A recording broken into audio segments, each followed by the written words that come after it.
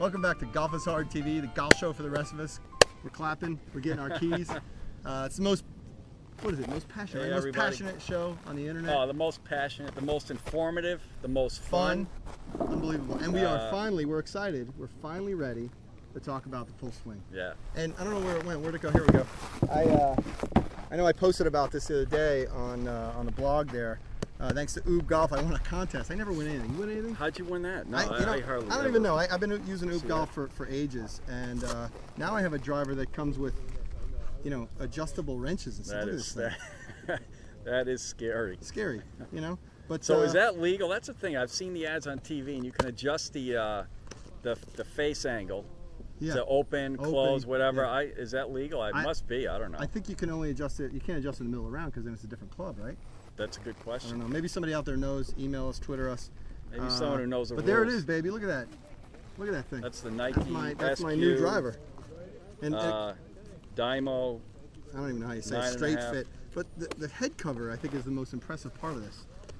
If I had two of them, it's like oh, it's crazy. It's ridiculous. Anyway, great club. Really enjoying using it. Finally hit a couple straight ones today. Boy, this is long. I hit it far with this thing. 460 cc head, which means 460 cubic centimeters. And I think that's the face. And that's the biggest that's allowed, right? The face mass, which is the max. Yeah, that's it. Allowable. Right now, it'll change next year. Sure. I mean. So we've been talking putting, we've been talking chipping, but we have not talked about the full swing, driver or otherwise. Yeah. So I'm excited to get some lessons here about the full swing. I know today on the course, you gave me a tip about starting my swing with maybe turning the knee, and as soon as I did that, ball started flying great. Some great shots. Yeah, we talked about footwork, hip turn, but that stuff, like we said, is more for the advanced player. We're going to talk about what it takes to get the average golfer immediately to hit better shots. Sounds good to me. Where and do we start? And it's the opposite of everything you've read about not everything you've read. It's the opposite of what you read about maintaining this angle on the downswing, and that's been the biggest killer for most people. So is this our first Golf is Hard TV controversial episode? Are we going to get hate emails from Butch Harmon and people like that? Incoming. Not really, because he would probably agree to some extent with this. Jim Flick would agree with this. All right, so it's not really controversial, but it's not what people Some teachers teach the opposite. I would say less experienced teachers will teach the opposite. All right, let me get out of the way. You do your lesson, I'll work with him. And we're going to keep it very simple. It's basically called cast it from the top. And you've actually heard teachers, and I have to say, I spent 3 years working with the Jim Flick schools. Mr. Flick, if you're out there, hope you're doing well, and hope you don't mind the reference, because I learn a lot watching you teach and watching the professionals that you hire teach the game out at Desert Mountain in Scottsdale. So this is the problem. You know, a lot of people want to cure the slice. This is the beginning of learning how to rotate the face so that ball doesn't slice anymore. So we've already covered off on why you need to hit down and through the ball, hit the little ball before the big ball, very important. So now we're going to talk about, we're taking for granted that you've watched our episodes, your grip is good, and you have good posture.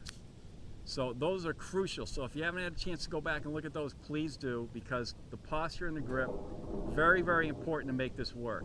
So if you're at that point now, and I'm going to start from the top of the swing and what you want to think about, what you want to feel. So you've taken your setup, nice backswing, you know you want to hit down and through the ball, but how do we make that happen? And you want to think about this right here. This club head is the farthest thing from the golf ball at the top of the swing. It's not the grip, it's not the hands, it's not the elbows, it's not the hips. The farthest thing from the ball at the top of the swing, little wind damage there, is the club head. So what do we have to get moving first to the golf ball?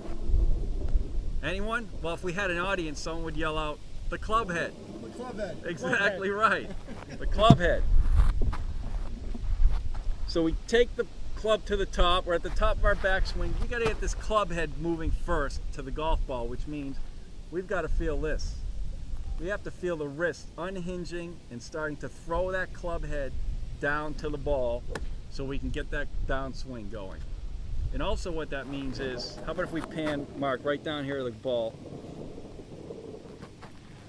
Here's a club. Here's a square club face. Is that if we talk during your shot? Is that okay? You can hit it if you want. So we have a square club face. Now we're going to pretend that this is impact on the downswing. When we start thinking about throwing the club head from the top, we're going to get that club face to square up and start to roll over.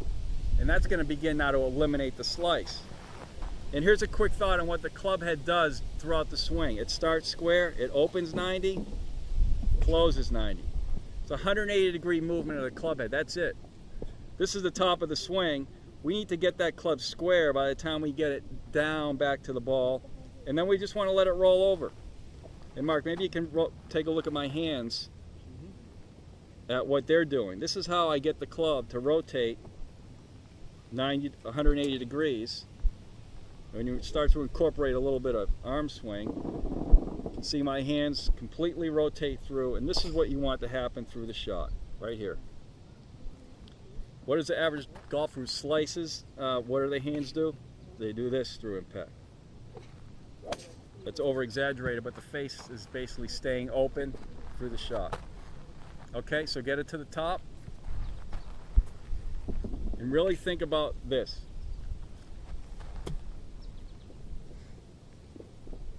There's a nice chip right there. I think he's been watching golfishardtv.com.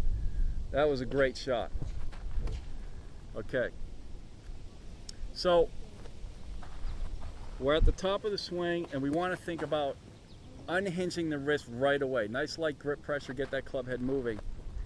What you may have read, or what if you've taken lessons, you've been taught to hold on to that club, maintain that 90-degree angle as long as you can to create power. And it has the opposite effect. So let's try it. I'm going to take it to the top. And just throw that club at the ball. And there you go. Cast it from the top.